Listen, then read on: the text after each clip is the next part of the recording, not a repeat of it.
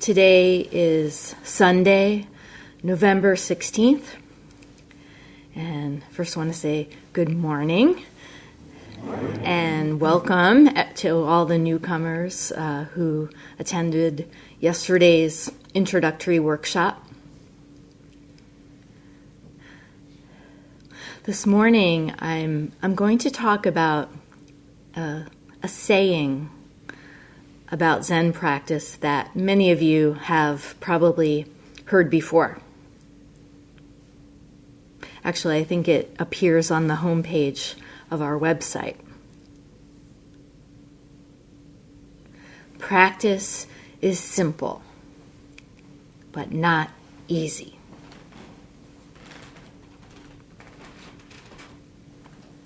Simple, not easy. To some extent, this is the case, no matter how long you've been practicing. In other words, it's not just something that applies to beginners. It's also true no matter how much or how often you sit, how many sesshin, which are our meditation retreats, how many sesshin you've been to. It's still very simple, radically simple, and yet not easy. And no one wants to hear this. What we really want to hear is that although it may be difficult in the beginning, that it's going to get progressively easier and easier here on out.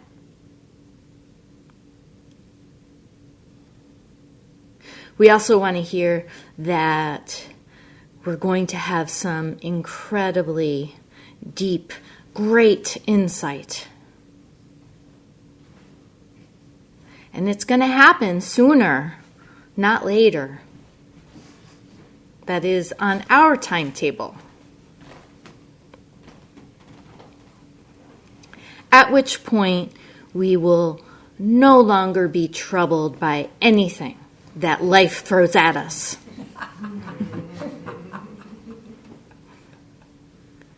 It'll be a breeze from there on. And of course, these are all thoughts about making progress and thoughts about attaining something. It's the kind of thinking that a lot of us have to learn how to work with, if not all of us, and it reflects a grasping mindset. It's like seeing who I am and where I am and how I am right now as lacking in some way. And grasping for it to be different than it is.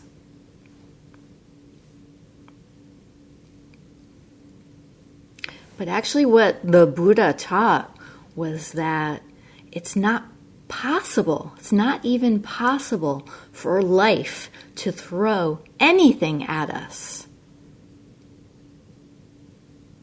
There's nothing coming at us because we are it.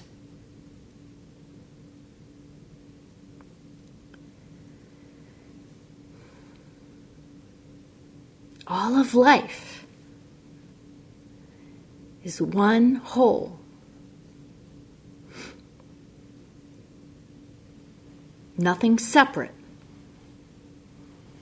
So that means we are the breath.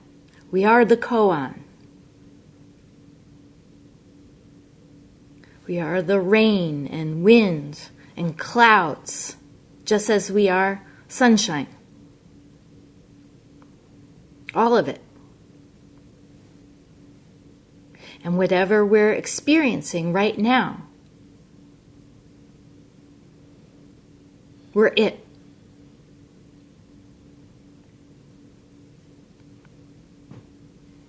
So how could such a simple truth be so difficult? So difficult to understand. There are many Zen proverbs and sayings from Zen masters across the ages about this simple truth. And I want to begin by sharing just a few. And these will be familiar to many of you. The first is a line from one of the chants that we do regularly here at the center. It's called Affirming Faith in Mind by Sengsan. And it's the first line of the chant. The great way is not difficult for those who do not pick and choose. When preferences are cast aside, the way stands clear and undisguised.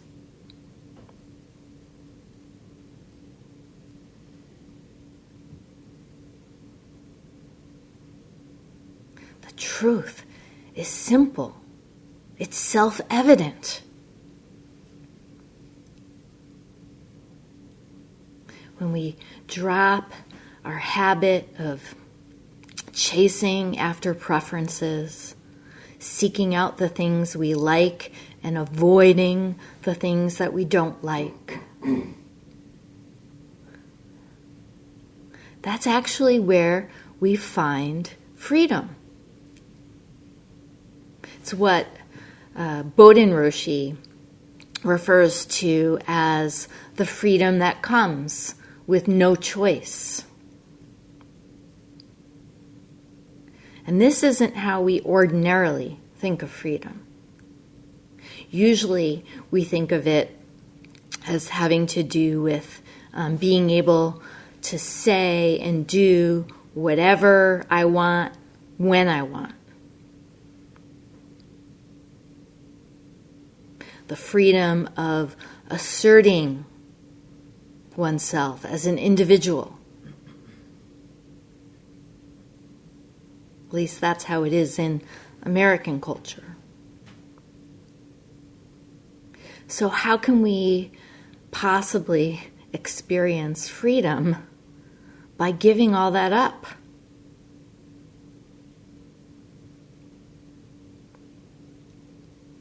Well, it has to do with the difference between freedom to and freedom from.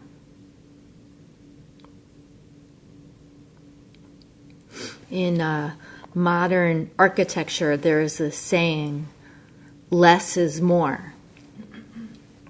And it's an approach to design where when you remove any non-essential and ornate elements, the result is clear and clean, a purely functional structure and space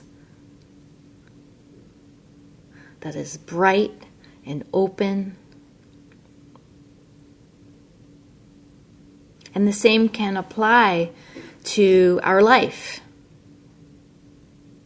as in what's called minimalist living, owning less stuff, eliminating clutter and excess,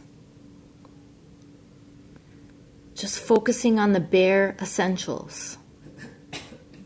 And all of that can add up to having more time and more freedom and a more meaningful life.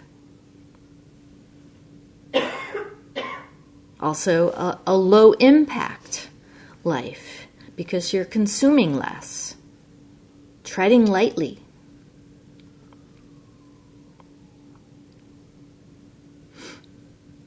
For people that participate in our training program, which really gives one the opportunity to live, work, and practice with others in an environment that is minimalist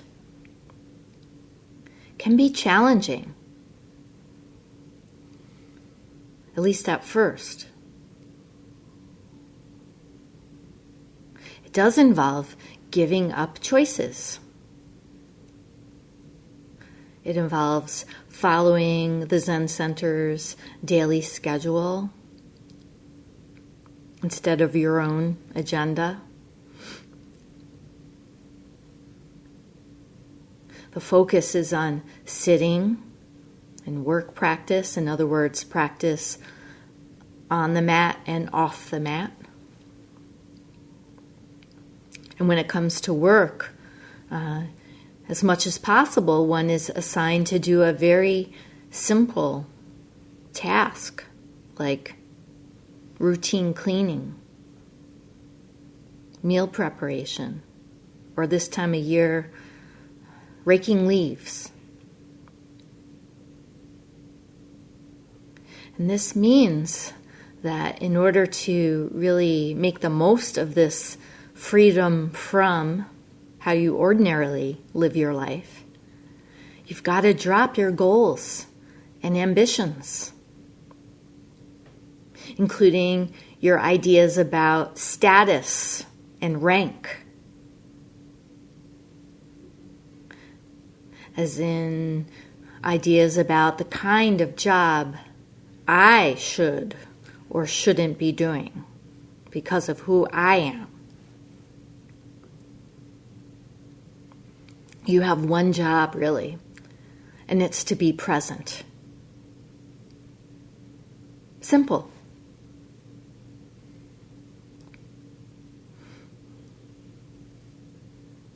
When we live this life of simplicity, what we can experience, possibly for the first time,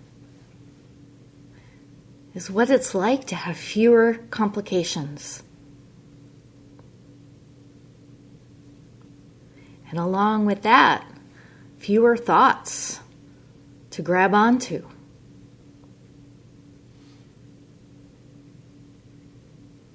It's a wonderful opportunity to live this way.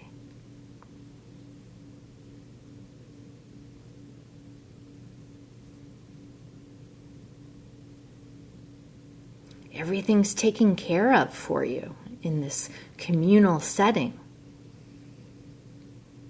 making it easy for you to focus on your practice. And yet, not easy.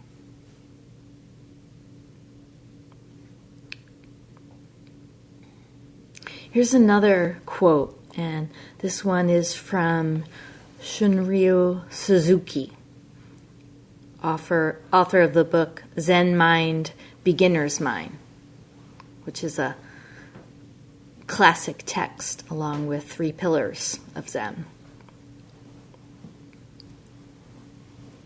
He says, "In the beginner's mind, there are many possibilities. But in the expert's mind, there are few." In the beginner's mind, there are many possibilities, but in the expert's mind, there are few. What does he mean by beginner's mind?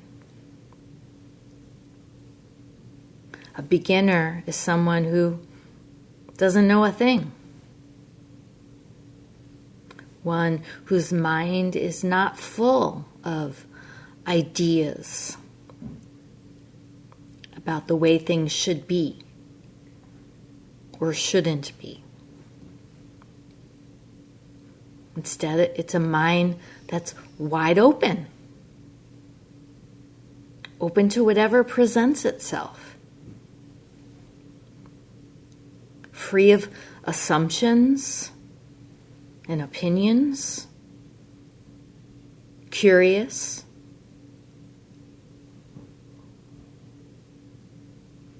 also ready to respond, and humble.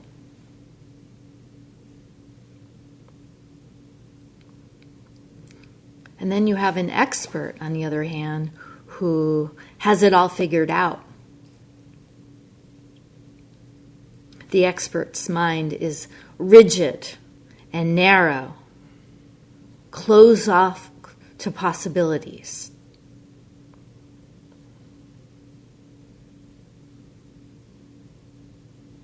Not open to instruction or correction, feedback.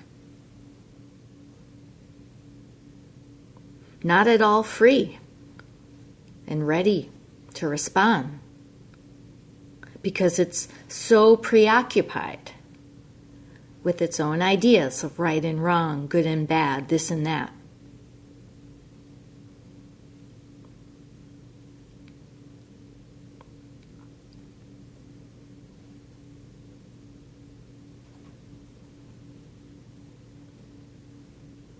So in doing this practice, what we're trying to do is really tap into our own beginner's mind,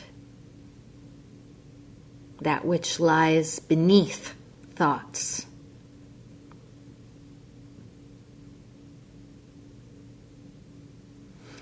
And here's one more quote. This next one is a verse by the Chinese master Wu Men, who was the compiler of the Book of Koans called the Mumonkan, the Gateless Barrier. And this verse comes from a koan that's titled, "Ordinary Mind is the Way," which itself is another way of understanding the simplicity of practice. Ordinary mind. Nothing special. Nothing contrived. Ordinary. And this verse, it's actually one of the most beautiful in the Mumonkan.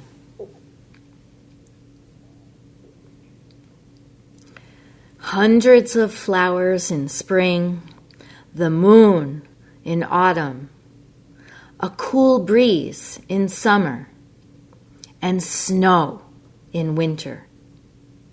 If your mind is not clouded by unnecessary things, no season is too much for you.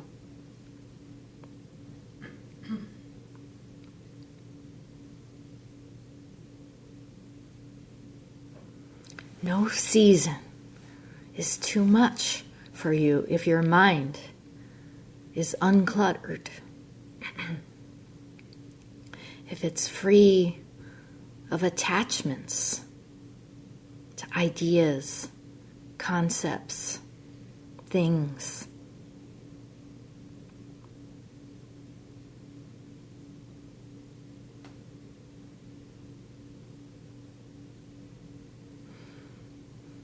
Then no season, no situation, no condition is too much for you.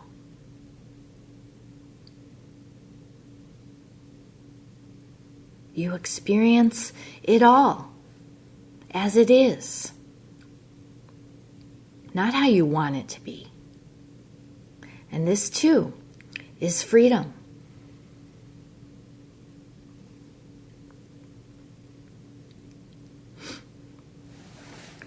On this damp, bone-chilling day here in Rochester, we might be inclined to grumble and complain about the weather,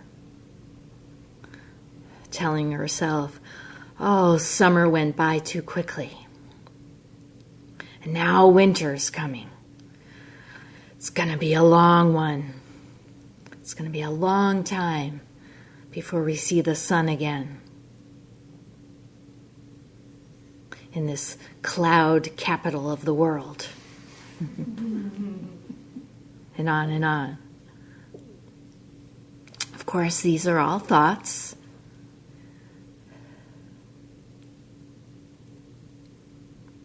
And clinging to them, it's actually not a problem that such thoughts come up. The problem is when we latch on to them, when we don't let go of them.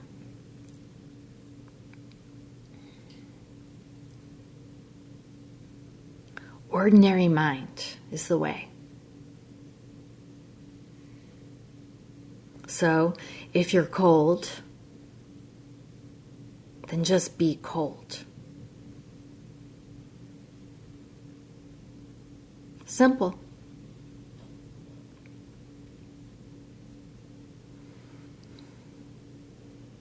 If you're cold, it doesn't limit or confine you in any way. And any amount of time or energy that you put into complaining about your conditions isn't going to change it. You know that.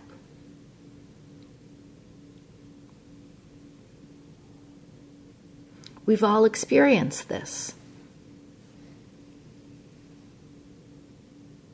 Things pass on their own. The weather changes, all on its own. Not because we're thinking about it.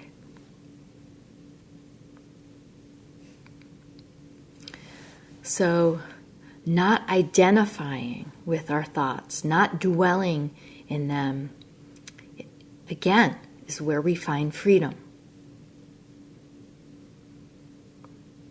As soon as we grab onto a thought, we're turning it into an object. It's like, there's me here, and then there's a thought separately there. That's duality.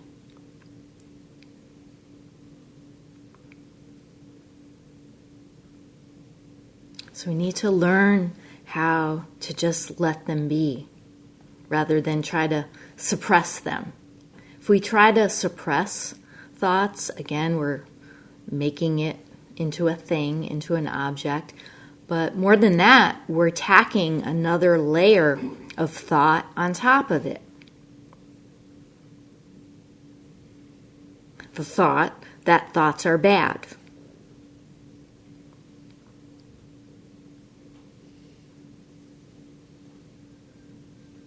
And what makes this practice simple in terms of how we work with thoughts is all we got to do is leave them be. We don't have to do anything with them.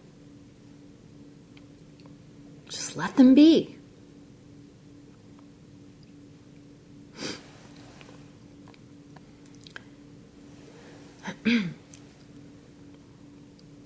There's another sense of simplicity of practice that I also want to point out. And that is what we're doing here right now in the Zendo. What we're doing is not at all complicated. We're sitting still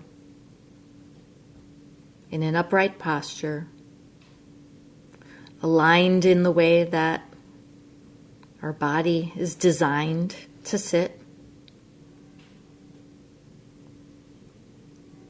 Sitting in silence. Minimal distractions. And just tending to the breath, if that's your practice. Directing your attention to breathing. Something we do all the time, 24/7. We don't even have to learn how to do it. We just do it. There's no tips or special strategies to be learned. The same thing with the koan. Let's say you're working on a koan, such as, what is this?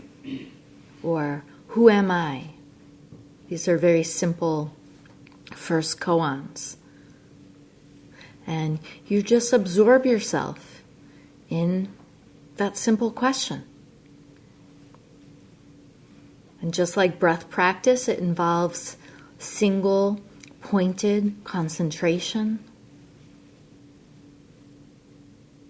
The difference is that there's a question mark at the end of it, which invites wonder, curiosity, and doubt.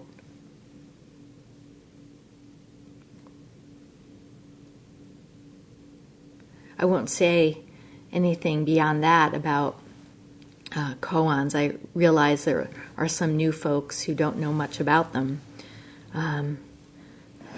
But just want to make this point that whatever your practice happens to be, it is very simple and very straightforward.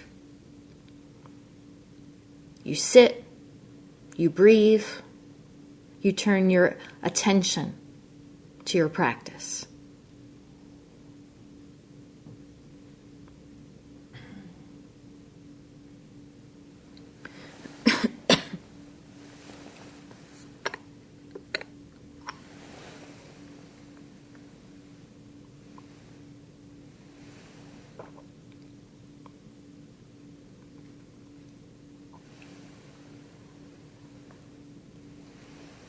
Just like when you drink a cup of water, you just drink.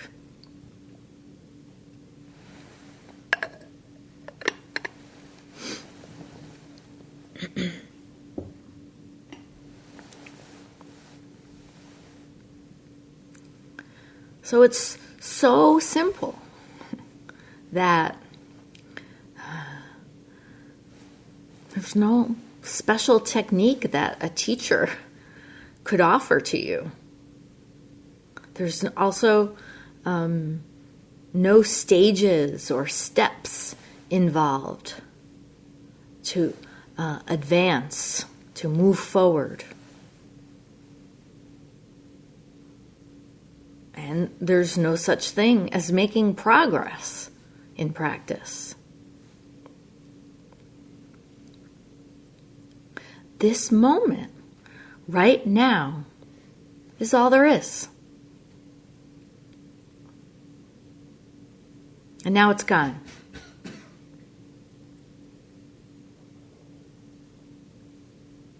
And that's it.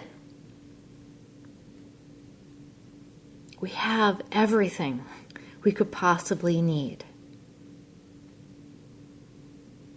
And yet, why is it so difficult?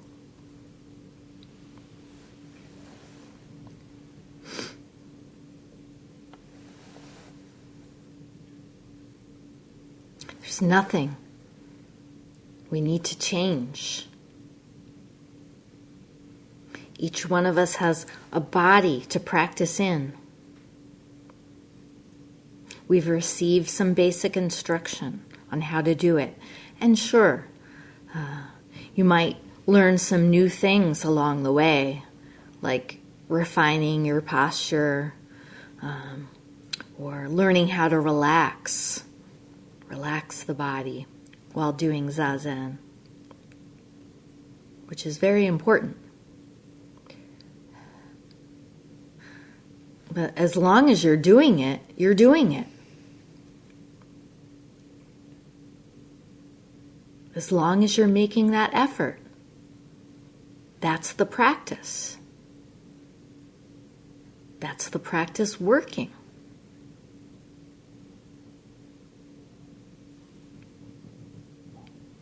This is really hard for many of us to believe.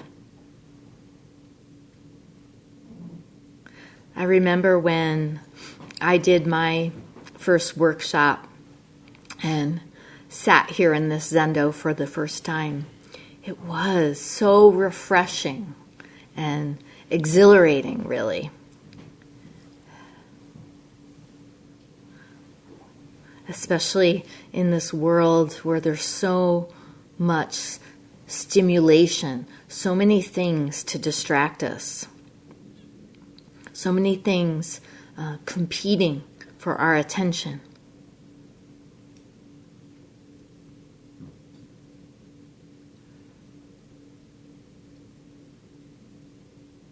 Who would think that just in sitting still, facing a blank wall, directing one's attention to the breath, that you could experience life in a whole new way?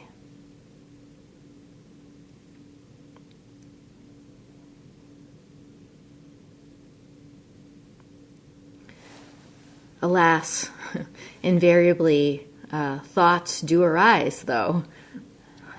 They come and go. Sometimes they surge. Emotions arise, fantasies. We dream up all kinds of melodramas. Memories bubble up as well.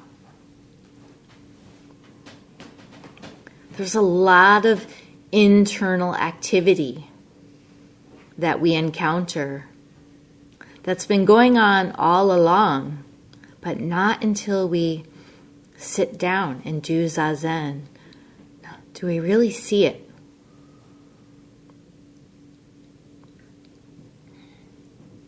And it can feel like you're going into battle with it. And this is a big mistake. It's a mistake that not just beginners make, but experienced practitioners. Treating thoughts as if they're an enemy that need to be banished altogether. That only amplifies that feeling of confrontation. And that is what makes practice feel not easy. It makes it feel like some kind of Herculean effort, one that you're incapable of doing.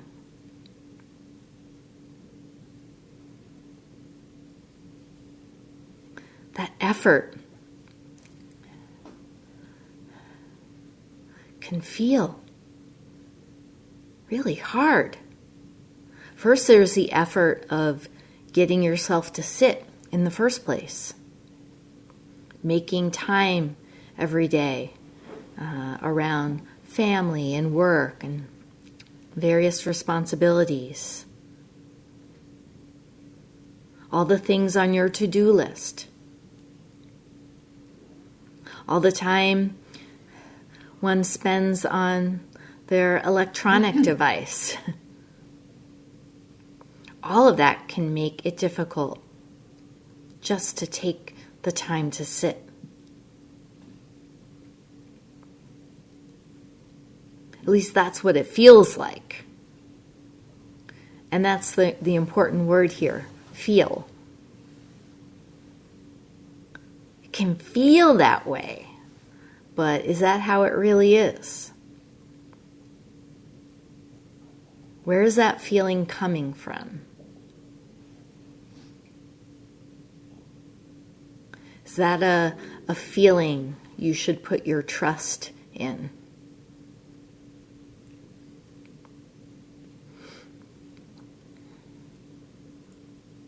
And on top of the difficulty of getting ourselves to sit, once you do sit, then you've got to make that moment-by-moment effort to keep your attention on your practice. And you got to do it over and over and over and over and over again. There's no end to it. There's no point of arrival, ever.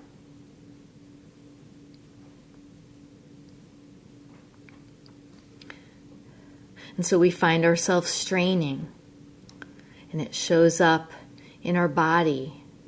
Our forehead gets wrinkled. We have tightness in the jaw and the neck, at the spine. Our body becomes rigid. Notice that. That's really helpful feedback. That's telling you that you're trying too hard, that you're grasping.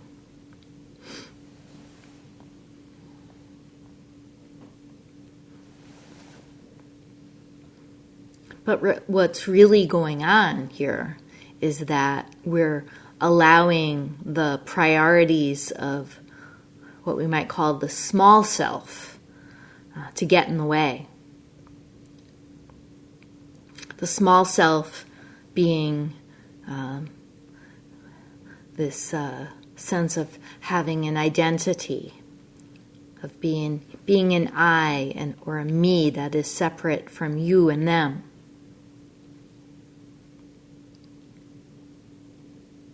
It's driven by ego, constantly trying to chase after what it wants. That which is pleasant and that which feels good. But there's this other self, and that's the big one.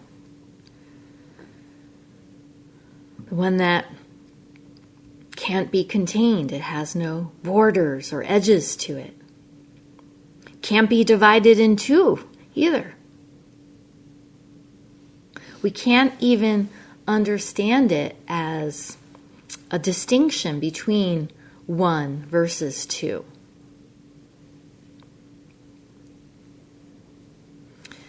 Here's how Roshi Kapleau put it. The truth is that everything is one, and this, of course, is not a numerical one.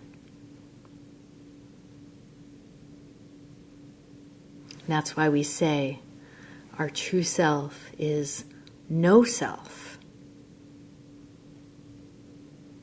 It's not two, and it's not even one.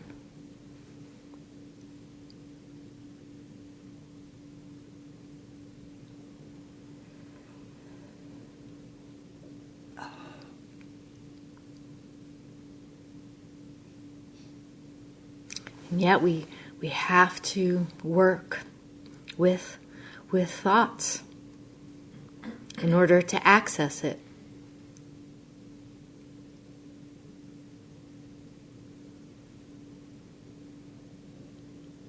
Even though this true self that is no self is one that we equally share, there's no exceptions to it. We still have to do this work.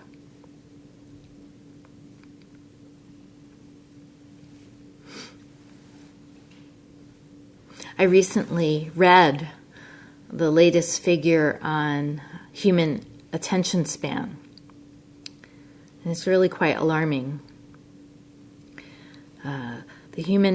The average human attention span is now approximately 8.25 seconds. And it's been steadily declining over the years. So it may fall even lower. And it's believed that the way we interact with technology is a big part of why it's declined. The fact that we produce thoughts, that our brain produces thoughts, isn't really the problem for our attention span. That's what the brain's designed to do. Again, thoughts aren't the enemy here. But here's the good news. Some studies also show that our attention span can improve or decline depending on the task. So if we embrace what we're doing or not, and depending on one's motivation to be present, that's really good news. It shows that effort matters. also your attitude.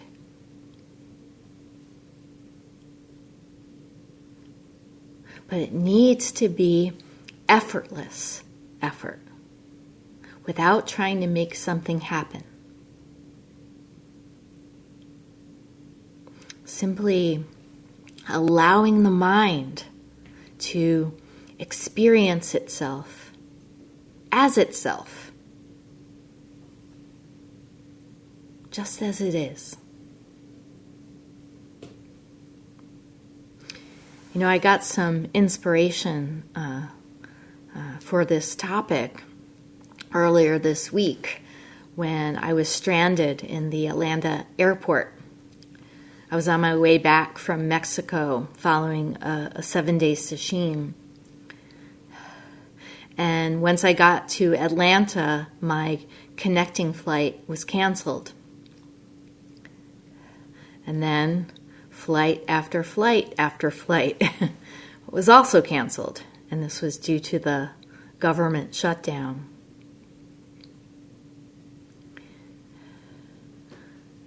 And I had a choice in that situation. I could sit there and stew in thoughts about how terrible this is. Or I could just be there. Just be there with the thousands of other passengers who are doing the same thing in this crowded, loud airport. It was a lot of stimuli to handle after a 7-day sesshin, and that's what made it especially difficult.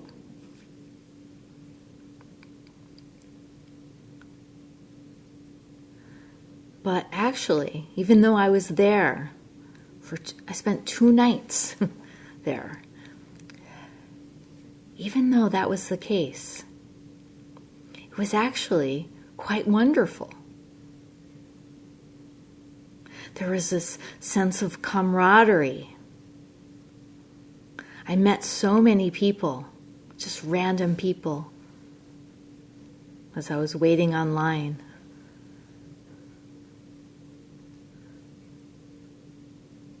To try to get a new flight. And as far as I could tell, everyone was pretty much trying to do their best to be kind and patient with one another, knowing that there was nothing we could do.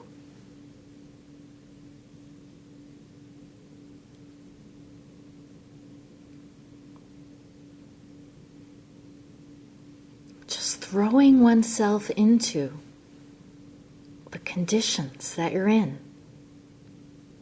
makes it so much simpler.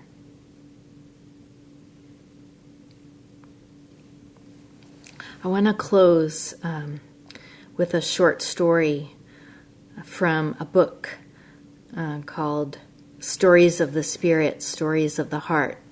And it's a collection of timeless stories, essentially, many of which are relevant to practice. And this one is about effort, and it involves an exchange between a monk and a master.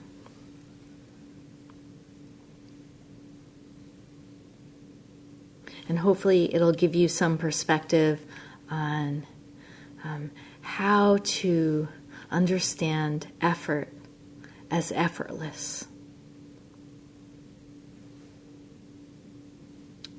Okay, here it goes.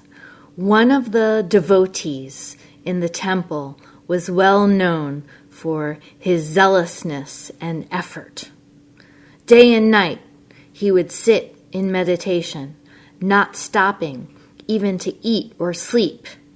As time passed, he grew thinner and more exhausted. The master of the temple advised him to slow down, to take better care of himself, but the monk refused to heed his advice. So this monk has a lot of determination. The master asked, "Why are you rushing so? What is your hurry?" The monk replied, "I am after enlightenment. There's no time to waste.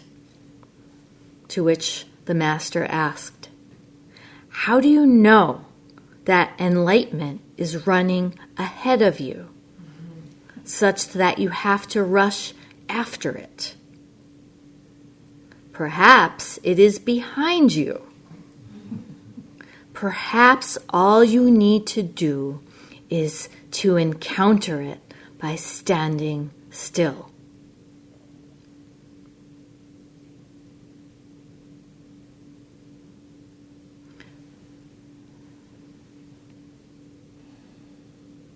As we recited earlier from Hakuin, from the very beginning, going all the way back,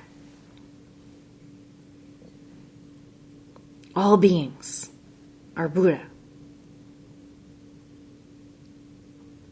It's not far off in the future.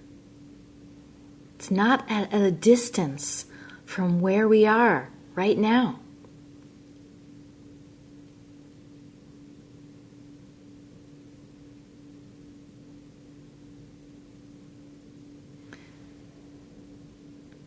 As Zen master Dogen famously put it, if you cannot find the truth right where you are, where do you expect to find it?